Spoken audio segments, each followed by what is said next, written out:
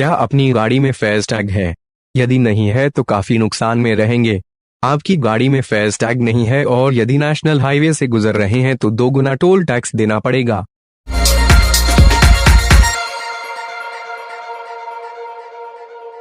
क्या अपनी गाड़ी में फास्टैग है? यदि नहीं है तो काफी नुकसान में रहेंगे।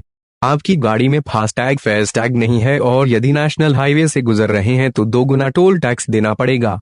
सरकार ने रविवार को ही इसकी घोषणा की थी कि 15 फरवरी की आधी रात से इसको लागू कर दिया जाएगा, यानी 16 फरवरी के बाद से गाड़ियों में फास्टैग चिपका होना चाहिए। सड़क परिवहन और राजमार्ग मंत्रालय ने घोषणा की थी कि राष्ट्रीय राजमार्गों पर सभी लेन टोल प्लाजा की फास्टैग लेन घोषित की जाएगी। इससे पहले केंद्र सरकार ने वाहनों के लिए फास्टैग प्राप्त करने की समय सीमा 1 जनवरी तय की थी, लेकिन इसे बाद में 15 फरवरी तक बढ़ा दिया गया था। मंत्रालय ने एक बयान में कहा है कि वाहनों में फास्टैग चालू नहीं होने पर 2 गुना शुल्क भुगतान करना होगा। तो क्या आपको पता है कि आखिर यह फास्टैग क्या है, किन वाहनों के लिए यह जरूरी है और कैसे यह काम करता है? राष्ट्रीय इलेक्ट्रॉनिक टोल संग्रह फास्टैग को national payments corporation of India द्वारा विकसित किया गया है। यह इलेक्ट्रॉनिक भुगतान प्रणालियों के साथ काम करता है। फास्टैग एक स्टिकर है जिसे आपकी कार के शीशे पर चिपकाया जा सकता है।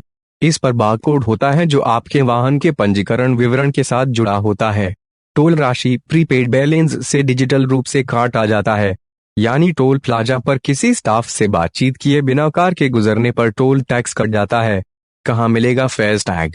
आपको ड्राइवर का लाइसेंस, वाहन पंजीकरण प्रमाण पत्र और पासपोर्ट साइज की तस्वीर की जरूरत होगी। कुछ टोल प्लाजा ट्रांसपोर्ट कार्यालयों से फास्टैग खरीद सकते हैं। पेटीएम और अमेज़न जैसे पोर्टल पर भी मिलेगा। HDFC bank, SBI, ICICI bank, axis bank आदि बैंकों की वेबसाइटों पर ऑनलाइन उपलब्ध। KYC प्रक्रिया के लिए बैंकों को पैन और आधार कार्ड की भी आवश्यकता होगी। कितने रुपए लगेंगे? फास्टैग खरीदने की लागत आपके वाहन के प्रकार और उस वेबसाइट पर निर्भर करेगी जहां से आप इसे प्राप्त कर रहे हैं।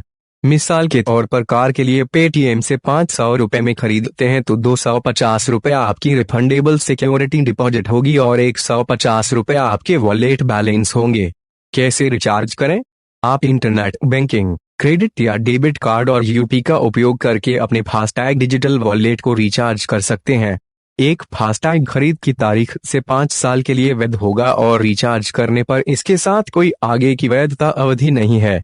इनको मिली है छूट जिन न्यायाधीशों, मंत्रियों, सांसदों, शीर्ष नौकरशाहों, सैन्य अधिकारियों और आपातकालीन सेवा के कर्मचारियों को टोल का भुगतान करने से छूट है, उन्हें फास्टैग चिपकाने की जरूरत नहीं है। 15 फरवरी को आधी रात से फास्टैग को शुरू किए जाने की घोषणा के बाद कई टोल प्लाजा पर फास्टैग खरीदने के लिए लंबी लाइनें लगीं। TOI की एक रिपोर्ट के अनुसार पुणे में कई टोल प्लाजों पर फास्टैग की बिक्री 2-3 गुनी बढ़ गई। 2.5 करोड़ फास्टैग यूजर। परिवहन मंत्रालय के ताजा बयान के अनुसार देश में 2.54 करोड़ से ज्यादा फास्टैग यूजर हैं।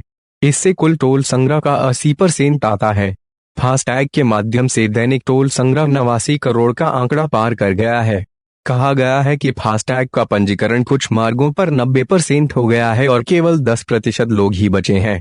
बता दें कि हाल के एक बयान में ट्रांसपोर्ट मंत्रालय ने यह साफ किया है कि यह डिजिटल मोड के माध्यम से टोल भुगतान को और बढ़ावा देने के लिए किया गया है। टोल प्लाजा के माध्यम से मार्ग तो आसान होगा ही, इसके साथ साथ वेटिंग टाइम और ईंधन की खपत कम होगी। 1 जनवरी 2021 को सड़क परिवहन और राजमार्ग मंत्रालय ने मोटर वाहनों में फास्टैग के फिट होने के लिए श्रेणी M और N तय किया था। मोटर वाहनों की श्रेणी M कम से कम 4 पहियों के लिए लोगों को लाने ले जाने के लिए उपयोग किया जाता है, जबकि श्रेणी N कम से कम 4 पहियों वाले उन मोटर वाहनों के लिए है जिनका उपयोग माल ढोने के लिए किया जाता है। इनमें सामान के अलावा लोग भी ले जा सकते हैं।